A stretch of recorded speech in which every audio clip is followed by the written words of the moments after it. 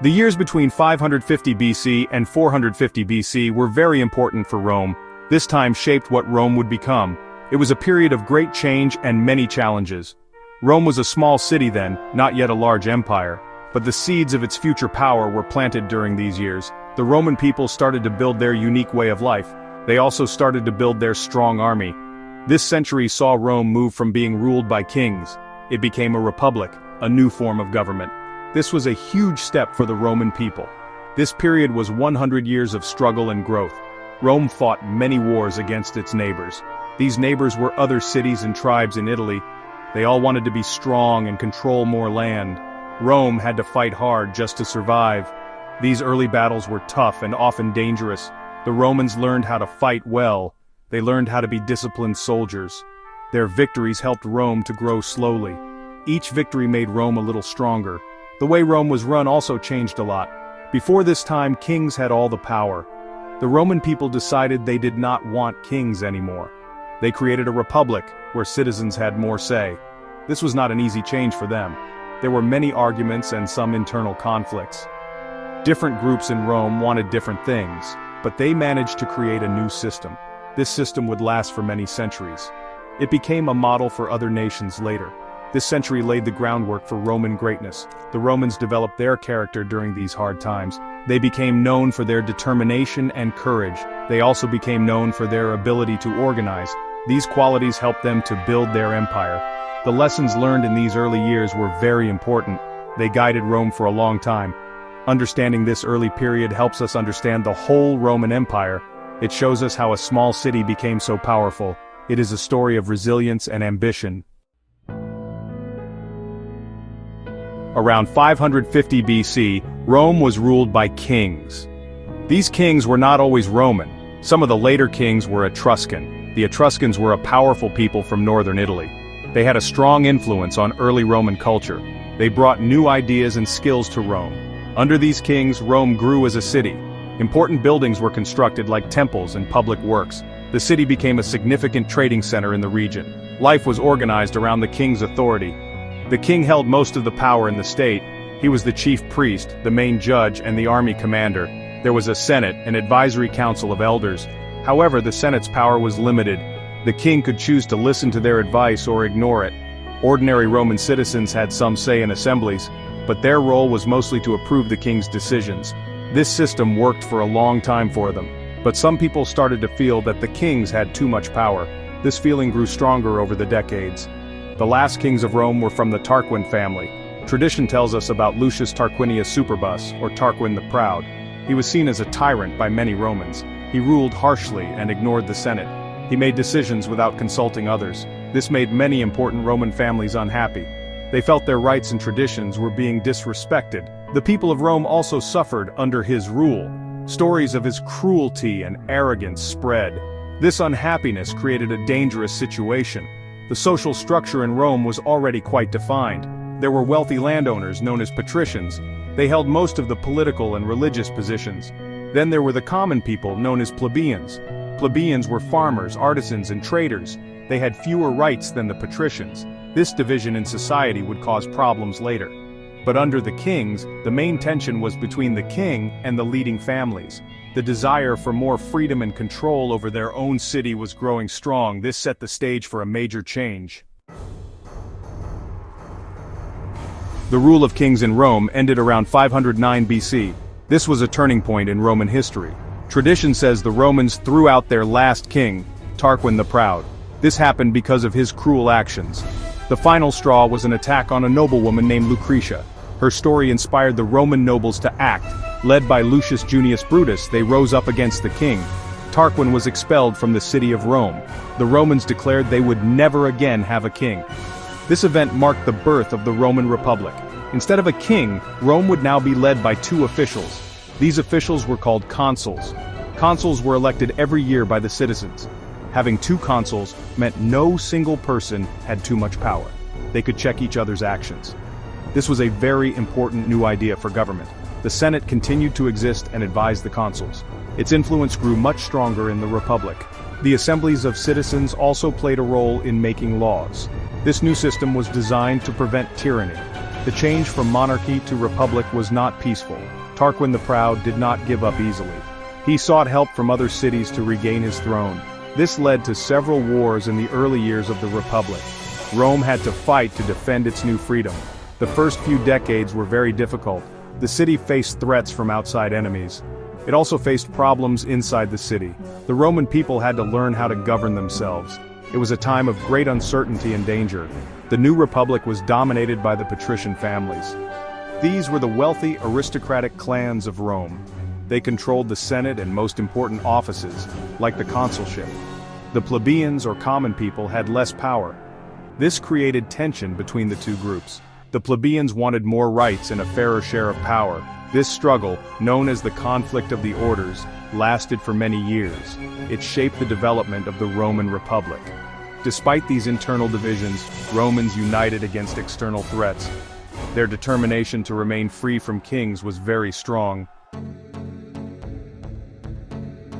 Once the Republic was established, Rome faced immediate dangers. Its neighbors saw an opportunity in Rome's internal changes. The Etruscan cities, who were related to the expelled Tarquins, were a major threat. Lars Porsena, the powerful king of Clusium, an Etruscan city, decided to help Tarquin. He marched on Rome with a large army. The Romans were in a very difficult situation. Their new government was still trying to find its feet. The city's defenses were tested severely. Famous stories of Roman bravery come from this time. Heroes like Horatius Cocles defended a bridge against Porsena's army. The Latin tribes, Rome's neighbors in Latium, also became a problem. These tribes were culturally similar to the Romans. They had sometimes been allies of Rome under the kings, but now they saw a chance to assert their own independence. Some Latin cities joined forces against Rome. They were worried about Rome's growing strength. This led to a series of wars between Rome and the Latin League. These wars were crucial for Rome's survival. Rome had to prove it could stand on its own. It needed to show it could control its own territory. Internally, Rome was also facing divisions. The patricians held most of the power. The plebeians, the common people, felt unfairly treated. They did most of the fighting in the army, yet they had few political rights and often fell into debt. This led to protests and unrest within the city. At times the plebeians refused to fight. This weakened Rome when it faced outside enemies. The leaders of Rome had to find ways to solve these problems. They needed unity to survive the constant wars. The early Roman Republic was fighting for its very existence. Every battle was important, every victory hard-won. The Romans learned to be resilient and adaptable. They developed a strong military tradition.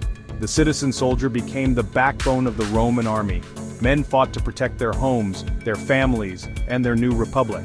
This sense of duty was very strong. The struggles of this early period forged Roman character. It made them determined to overcome any obstacle. This determination would carry them far. Section 5. The Battle of Silva Arsia, 509 BC, a fight for freedom. The Battle of Silva Arsia was one of the first major tests for the new republic. It happened in 509 BC, the very same year the kings were expelled. Tarquin the Proud, the deposed king, did not accept his fate. He gathered an army with the help of Etruscan cities. Veii and Tarquini were two cities that supported him. Their goal was to crush the infant Roman Republic. They wanted to restore Tarquin to his throne. The Romans knew this battle was critical. Losing could mean the end of their new liberty. They prepared to meet the enemy in the Arsian forest. The Roman forces were led by their first two consuls. These were Lucius Junius Brutus and Publius Valerius Publicola. Brutus was a key figure in overthrowing the monarchy. He was deeply committed to the republic's survival. The battle was fierce and bloody, with heavy losses on both sides. According to legend, Brutus fought Aruns Tarquinius, the king's son. They charged at each other on horseback. Both men were killed in this personal combat. The death of Brutus was a great blow to the Romans, but they continued to fight with determination. The battle raged throughout the day. It was said to be very evenly matched. No one knew who would win as night fell. Then a mysterious voice was heard from the forest. The voice declared that the Romans had won. It said the Etruscans had lost one more man than the Romans. This strange event supposedly demoralized the Etruscans. They retreated, leaving the Romans in control of the battlefield. While this story might be a legend, it shows the battle's importance. The Romans believed the gods were on their side. The Battle of Silva Arsia was a costly victory for Rome. They had lost one of their founding consuls, Brutus. But they had successfully defended their new republic. They had shown that they would fight to keep their freedom. This victory was a powerful message to their enemies. It demonstrated that Rome would not easily fall. Publius Valerius Publicola returned to Rome as the surviving consul. He celebrated a triumph for the victory. The battle helped to secure the republic in its earliest, most vulnerable days. It was a crucial step in Rome's long journey. Section 6. The Battle of Lake Regillus, around 496 BC. Legends and victory. Another very important early conflict was the Battle of Lake Regillus. This battle took place around 496 BC, or perhaps 499 BC. Rome fought against the Latin League. The Latin League was a group of about 30 Latin towns and tribes. They were led by Octavius Mamilius of Tusculum. Mamilius was the son-in-law of Tarquin the Proud. The exiled king Tarquin was also present at the battle. He hoped this would be his last chance to reclaim Rome. This battle was seen as a decisive clash. It would determine Rome's position among the Latins. The Romans were outnumbered by the Latin forces. They appointed a dictator to lead them in this crisis. A dictator was a special magistrate given supreme power for a short time. Aulus Postumius Albus was chosen as the Roman dictator. Titus Abutius Elva was his master of the horse, his second in command. The battle was fought near Lake Regillus, a volcanic crater lake. It was a desperate struggle, with both sides fighting fiercely. Many prominent Romans and Latins were wounded or killed. The fighting was so intense it swayed back and forth. Roman courage was put to the ultimate test. According to Roman legend, a miracle occurred during the battle. When the Roman lines were struggling, two mysterious horsemen appeared. They were young, strong, and rode white horses. They charged into the enemy ranks, leading the Roman cavalry. Their intervention turned the tide of the battle. The Romans, inspired by these divine figures, fought with renewed vigor. They managed to break the Latin lines and win the victory. The two horsemen were later identified as Castor and Pollux. These were the divine twins, the Dioscuri, from Greek mythology. A temple was built in their honor in the Roman Forum. The victory at Lake Regillus was very significant for Rome. It effectively ended the threat from Tarquin the Proud. He died in exile shortly after this defeat. The battle also weakened the Latin League's resistance to Rome. Although fighting with the Latins continued for some years, Rome eventually forced a treaty with the Latin League. This treaty, the Fietus Cassianum, around 493 BC, was important. It made Rome and the Latin cities allies. They agreed to defend each other and share spoils of war. This alliance greatly strengthened Rome's position in central Italy. Section 7. Commanders of an infant power, Rome's first generals. The early Roman Republic relied on strong leaders. These leaders were both politicians and military commanders. In these early days, there was no separate class of professional generals. Consuls and sometimes dictators led the armies in person. Lucius Junius Brutus was one such early leader. As a consul, he co-commanded at the Battle of Silva Arsia. His bravery and sacrifice set an example. He showed that leaders should fight alongside their men. His dedication to the Republic was absolute. He was remembered as a father of the Roman Republic. Publius Valerius Publicola was another key figure. He was consul 4 times in the early Republic. He helped to organize the new state after the kings. He also led Roman armies in several campaigns. Publicola was known for passing laws that helped the common people. This earned him the name Publicola, meaning friend of the people. His military leadership helped Rome survive its initial crises. He successfully fought against Etruscan and Sabine forces. He understood the need for both military strength and popular support. His actions helped to stabilize the young republic. Titus Larsius and Aulus Postumius Albus were also important. They both served as Rome's first dictators. The office of dictator was created for times of extreme emergency. Titus Larsius was appointed dictator around 501 BC. He successfully managed a crisis involving Sabine threats and plebeian unrest. Aulus Postumius Albus was the dictator at the Battle of Lake Regillus. His leadership was crucial in achieving that vital victory. These dictators showed how Rome could centralize command when needed. This ability to adapt was a key Roman strength. They provided decisive leadership in critical moments. The tactics of these early generals were quite straightforward. Armies of this period were largely infantry-based. The main force consisted of citizen soldiers, the hoplites. They fought in a dense formation called a phalanx. Cavalry played a supporting role, mainly for scouting or pursuing routed enemies. Battles often involved a direct clash of infantry lines. Good leadership meant inspiring the troops to fight bravely. It also meant choosing the right time and place for battle.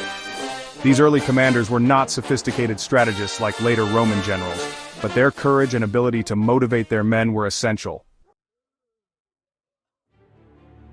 Section 8. The Battle of Mons Algidus, around 458 BC. Cincinnatus to the rescue. The Battle of Mons Algidus took place around 458 BC. It is famous because of the Roman hero Lucius Quinctius Cincinnatus. At this time Rome was at war with a people called the Aequi.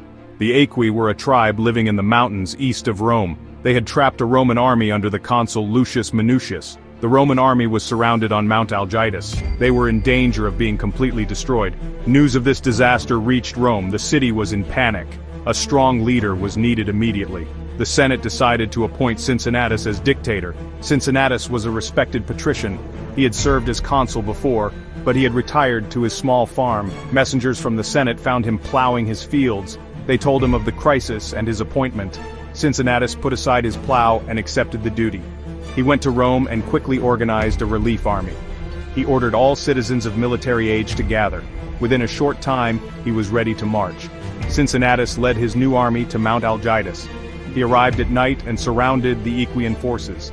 The Aequi now found themselves trapped. They were caught between Cincinnatus's army and Minucius's besieged army.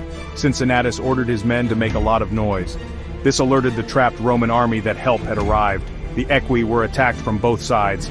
After a short, sharp battle, the Aequi were defeated. They were forced to surrender to Cincinnatus. The Roman army was saved. Cincinnatus had achieved a remarkable victory in a very short time.